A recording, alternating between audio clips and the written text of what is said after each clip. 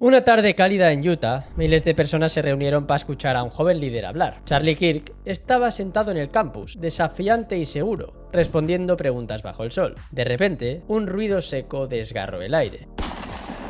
Un solo disparo. Un instante de silencio atónito, seguido por gritos y caos. Charlie llevó la mano a su cuello mientras se desplomaba. Su vida se estaba escapando por segundos. ¿Cómo llegamos a este momento devastador? ¿Quién era realmente Charlie Kirk? ¿Y qué lo llevó a un final tan estremecedor? Su nombre inspiraba admiración y rechazo a partes iguales. ¿Héroe de la libertad de expresión o agitador peligroso? Esa es la pregunta que dividió a un país y hoy te contaremos su historia. Desde sus inicios hasta el trágico desenlace para que tú mismo saques tus propias conclusiones. Hoy, desgraciadamente, nos toca salir del fútbol para hablar de Charlie Kirk.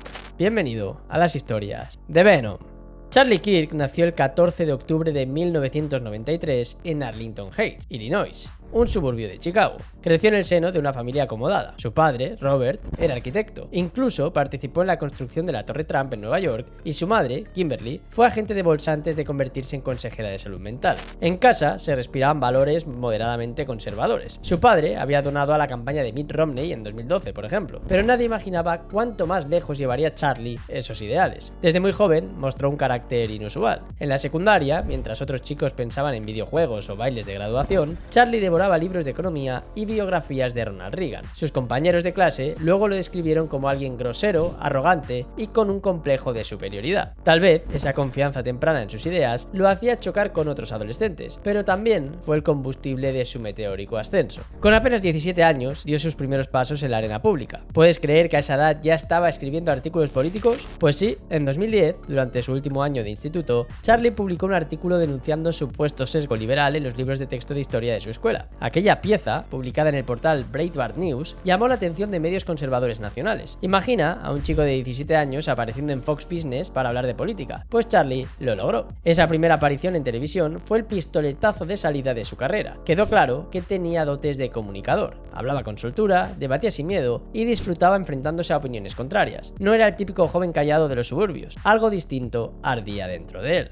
Kirk soñaba lo grande, incluso intentó ingresar a West Point, la academia militar de élite, pero fue rechazado en 2012. Ese tropiezo no lo detuvo. Se matriculó en la universidad local, Harper College, pero su paso por la educación superior sería más bien breve. Dejó la carrera tras solo un semestre para dedicarse de lleno a su pasión activista. Arriesgado, sin lugar a dudas. Charlie tenía 18 años, ningún título, pero una convicción férrea de que podía cambiar el rumbo de su generación, y estaba a punto de probar que no se equivocaba. Corría el año 2012 y Estados Unidos vivía la reelección de Obama y el auge de las redes sociales. En ese clima nació el proyecto que definiría la vida de Charlie Kirk. Conoció a Bill Montgomery, un veterano activista del Tea Party 5 décadas mayor que él, quien vio en Charlie a un talento nato. Juntos, ese mismo año, fundaron Turning Point USA, TPUSA. Imagínate lo siguiente, mientras sus antiguos compañeros iniciaban la universidad, Charlie estaba creando una organización política a nivel nacional. Su objetivo era ambicioso: contrarrestar el influjo de grupos liberales en los campus universitarios, ofrecer a los jóvenes una alternativa conservadora vibrante y sin complejos. Y lo logró.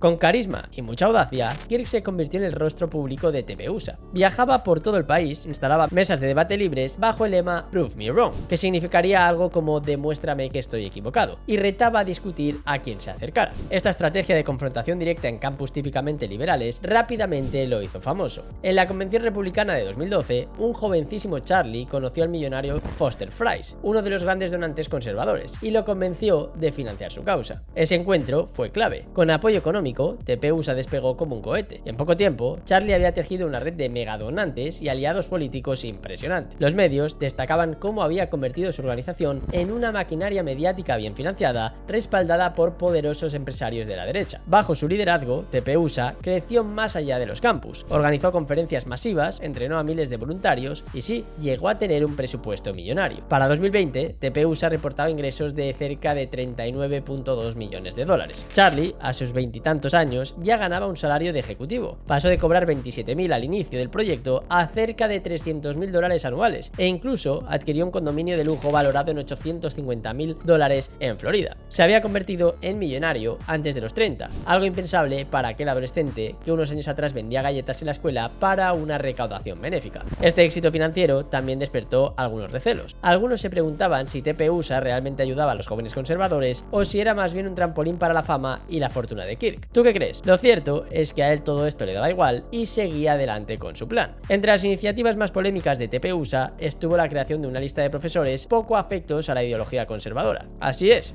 en 2016 lanzaron la Professor Watchlist, un sitio donde invitaban a los estudiantes a reportar a docentes supuestamente adoctrinadores de ideas progresistas. Para Kirk era una forma de exponer el sesgo izquierdista en las universidades. Para sus críticos, aquello olía a caza de brujas académica. Varios profesores incluidos en la lista denunciaron acoso y amenazas, y la polémica fue tal que el sitio tuvo que ser suspendido temporalmente en 2019. Pero estas controversias solo aumentaban la fama de Charlie entre sus seguidores. Lo veían como un joven valiente enfrentándose al establishment liberal de las facultades. Su nombre empezó a sonar en todos los rincones del movimiento conservador. Kirk personificó el conservadurismo populista y combativo de la era Trump. A medida que Donald Trump ascendía en la política, Charlie se convirtió en uno de sus escuderos más leales. No tenía un cargo público, pero su influencia era innegable. Imagínate la situación: Charlie con apenas 24 o 25 años, invitado a la Casa Blanca, paseando por los pasillos del poder con la soltura de un veterano. Era frecuente verlo junto a figuras prominentes del Partido Republicano e incluso con el propio Donald Trump en reuniones privadas en Mar-a-Lago. En las convenciones republicanas lo trataban como a una estrella en ascenso, el chico de oro que acercaba el mensaje conservador a la generación Z. Para 2020 se había consolidado como una de las voces conservadoras jóvenes más prominentes y poderosas de los Estados Unidos. Hubo incluso rumores de que Charlie preparaba un salto a la política electoral. Se especuló con que podría postularse a gobernador de Arizona en el año 2026, dado que él y la sede de TPUSA se habían establecido en Phoenix, Arizona. No era oficial, solo un rumor, pero demostraba el nivel que había alcanzado. Su nombre ya sonaba en quinielas para altos cargos. Con 30 años, Charlie Kirk parecía tener el futuro a sus pies, pero en paralelo a su ascenso, también crecían las controversias en torno a él y su discurso. Y aquí es donde la historia de Charlie toma un cariz más oscuro. Charlie Kirk defendió con pasión los valores conservadores tradicionales, se declaró abiertamente cristiano evangélico y con el tiempo abrazó un discurso de nacionalismo cristiano, convencido de que Estados Unidos debía recuperar sus fundamentos religiosos. En público y en su programa de radio The Charlie Kirk Show, promovía causas como la libertad de mercado y el gobierno limitado, y se oponía frontalmente al aborto y al matrimonio igualitario. También criticó movimientos progresistas como Black Lives Matter, acusándolos de exagerar la narrativa de racismo sistémico. De hecho, un día antes de su muerte apareció en Fox News diciendo que era falso que los afroamericanos estuvieran bajo ataque en Estados Unidos y que en realidad los blancos eran las verdaderas víctimas de violencia interracial. Comentarios así lo hicieron muy popular en la derecha, pero también le trajeron muchos detractores. Su estilo combativo no dejaba títere con cabeza. Charlie arremetía contra la izquierda woke, contra el feminismo, contra la comunidad LGBT y contra todas las minorías que según él recibían trato de favor. Sus publicaciones en redes sociales llegaron a criticar a personas trans, gays, negras o judías, según dicen algunos medios, y fue el promotor de la teoría conspirativa racista conocida como el Gran Reemplazo, la idea de que las élites están sustituyendo a la población blanca por inmigrantes. Incluso comparó en tono de burla al profeta del Islam, Mahoma, con un abusador menores, desatando la ira de comunidades musulmanas. No había asunto intocable para él, desde negar el cambio climático hasta oponerse al control de armas o a las vacunas de COVID. Kirk se metió en todas las batallas culturales de la década. Eso sí, siempre estando en contra de la violencia y respetando que los demás pudieran tener otra opinión. Algunos de sus comentarios más extremos provocaron indignación nacional. Por ejemplo, en 2023, tras una masacre escolar, Kirk declaró públicamente que valía la pena pagar el precio de algunas muertes por armas de fuego cada año con tal de preservar la segunda enmienda, el derecho a poseer armas.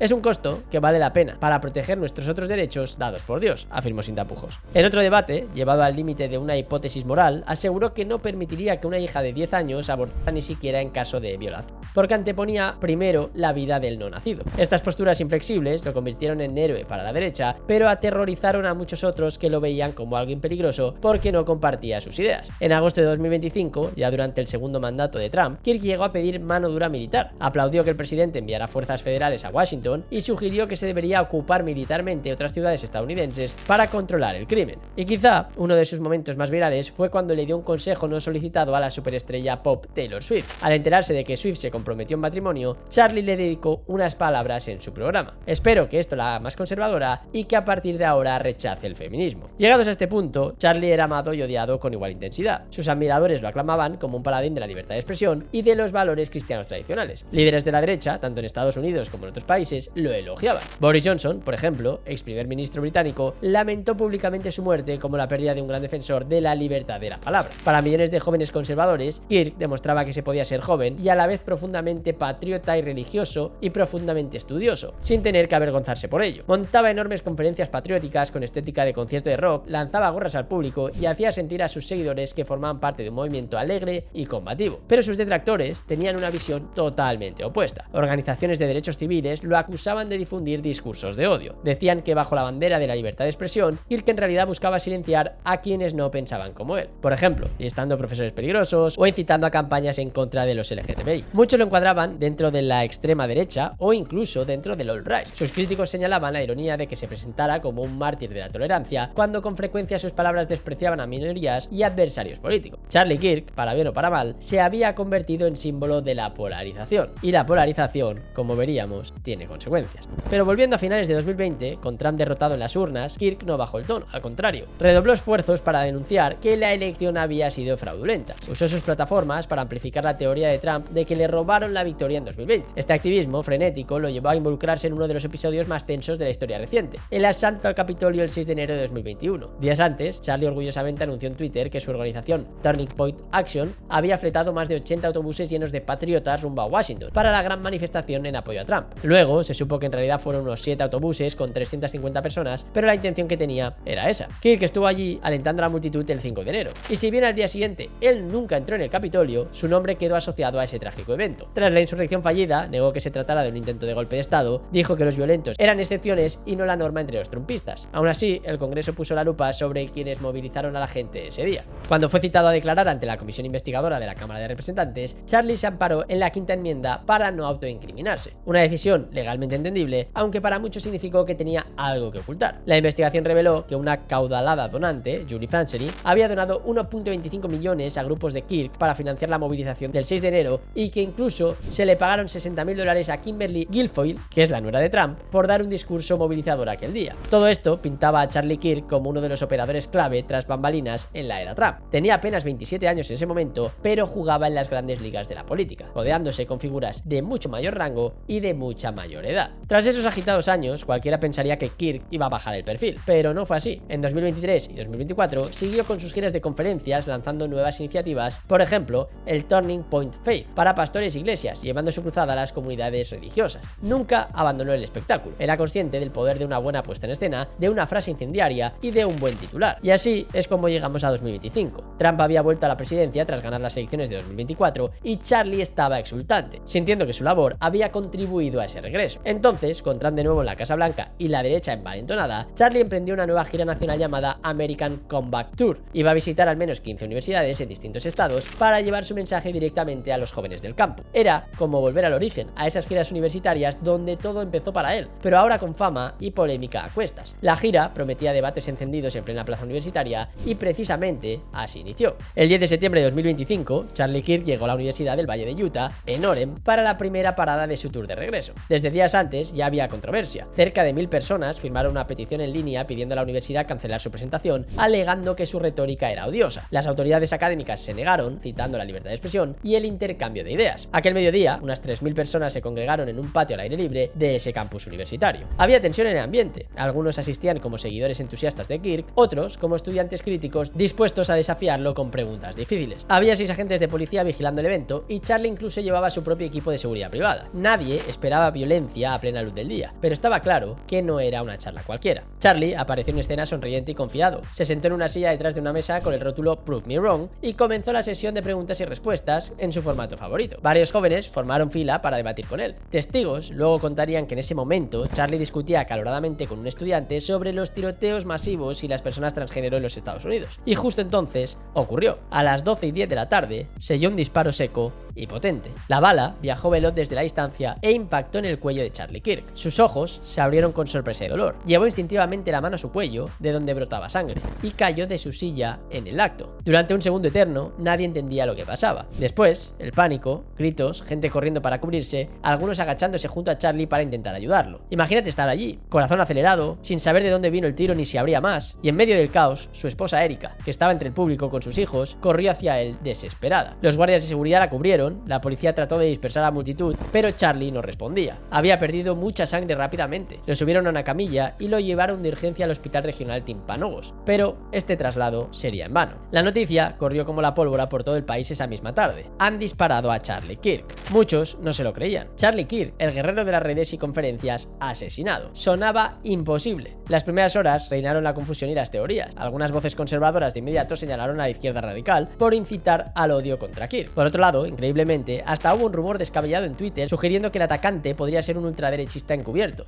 teoría que fue prontamente desmentida. La realidad empezaría a aclararse con las pesquisas policiales. Esa noche, el gobernador de Utah, Spencer Cox, apareció frente a las cámaras con semblante grave. Este es un día oscuro para nuestro estado, un día trágico para nuestra nación. Y confirmó lo que todos temían. Charlie Kirk, de 31 años, había muerto a causa del disparo. Acto seguido, añadió: "Quiero dejar algo muy claro. Esto fue un asesinato político". Las autoridades reportaron que el tirador había actuado a distancia, desde el techo de un edificio del campus llamado Luce Center, a unos 90 o 180 metros del lugar. Un francotirador solitario que esperó el momento preciso. Tras el disparo, el atacante huyó saltando sobre el tejado y escapó entre las calles de un barrio cercano. Se montó una cacería humana. Al principio detuvieron a un par de sospechosos, pero fueron liberados al comprobar que no tenían relación con el caso. Al día siguiente, investigadores hallaron en un bosquecillo cercano el arma utilizada, un rifle de cerrojo abandonado, con 3 balas sin disparar dentro. Un detalle absolutamente escalofriante es que en el rifle y en las municiones había grabados lemas asociados a la ideología antifascista y al movimiento trans. Todo apuntaba a que el asesinato de Charlie fue premeditado y motivado políticamente por alguien opuesto a sus ideas. Las autoridades federales divulgaron imágenes de un individuo de interés, un hombre joven vestido de negro con gorra y gafas oscuras. Hasta ese momento, el asesino no había sido capturado, aunque ahora ya sí. Charlie Kirk, uno de los activistas conservadores más famosos del país, había sido silenciado,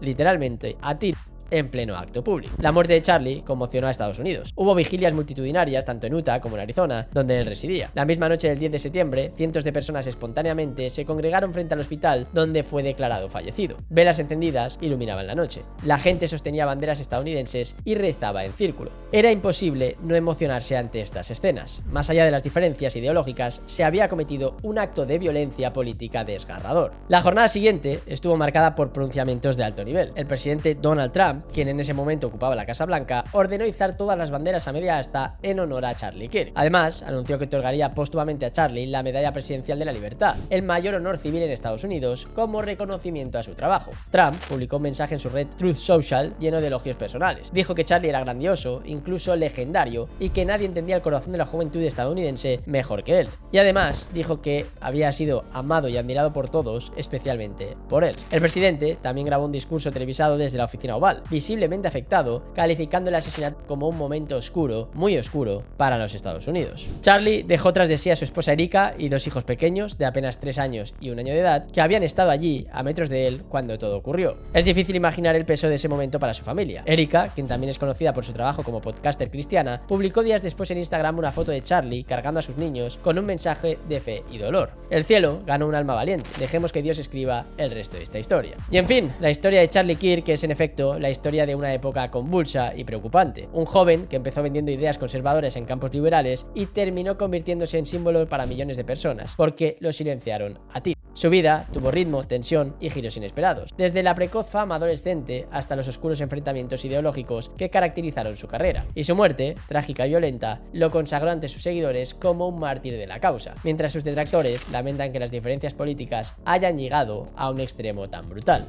Al final nos queda la imagen de Charlie de pie ante un micrófono, hablando con fervor, y el eco de un disparo que apagó su voz para siempre. Nos queda un país debatiendo si sus palabras eran necesarias o peligrosas, y nos queda una lección sobre el poder y el riesgo de las ideas en tiempos extremos. Y ahora te pregunto, ¿crees que Kirk era un radical o simplemente expresaba sus ideas de forma pacífica? Te leo en los comentarios, y si te ha gustado el vídeo no olvides suscribirte y darle like, y si te interesa seguir la actualidad del Barça te invito a seguir también el canal de Spider Culé. Gracias por verme, recuerda que esto no es nada sin ustedes y nos vemos en próximos vídeos aquí en las historias de Venom.